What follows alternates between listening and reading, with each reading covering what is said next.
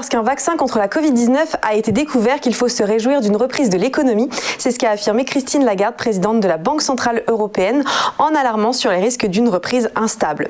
Durant le forum annuel de Sintra, organisé cette année de manière virtuelle, elle a souhaité modérer l'optimisme ambiant, évoquant des arrêts et des redémarrages fréquents de l'économie dus au cycle récurrent d'accélération de la propagation du virus et donc de renforcement des mesures de restriction jusqu'à ce que l'immunité généralisée soit acquise.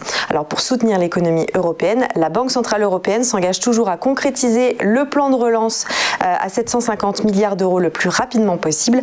La relance budgétaire est particulièrement nécessaire car elle peut répondre de manière mieux ciblée à la façon dont certaines parties de l'économie sont touchées par les restrictions sanitaires, a indiqué Christine Lagarde. Aux États-Unis maintenant, on est encore loin d'imaginer comment va se dérouler la passation de pouvoir entre Donald Trump et Joe Biden, tant le camp républicain bloque la transition démocratique.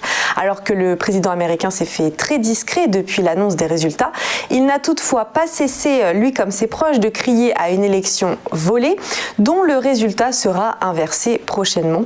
Le secrétaire d'État Mike Pompeo a même affirmé « Il y aura une transition en douceur vers une seconde administration Trump ».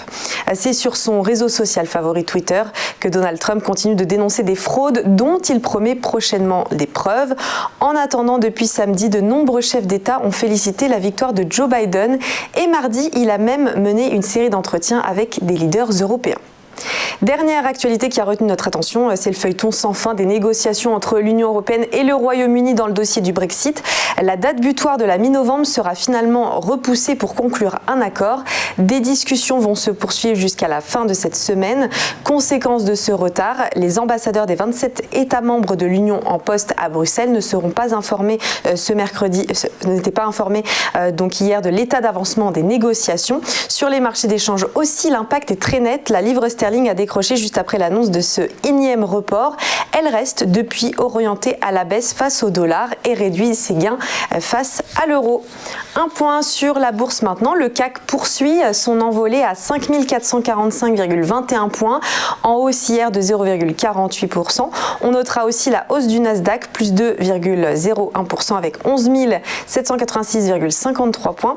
Seul le Dow Jones est en très léger repli de 0,08% à 29 397 points. On se retrouve dans quelques instants pour le chrono CAC.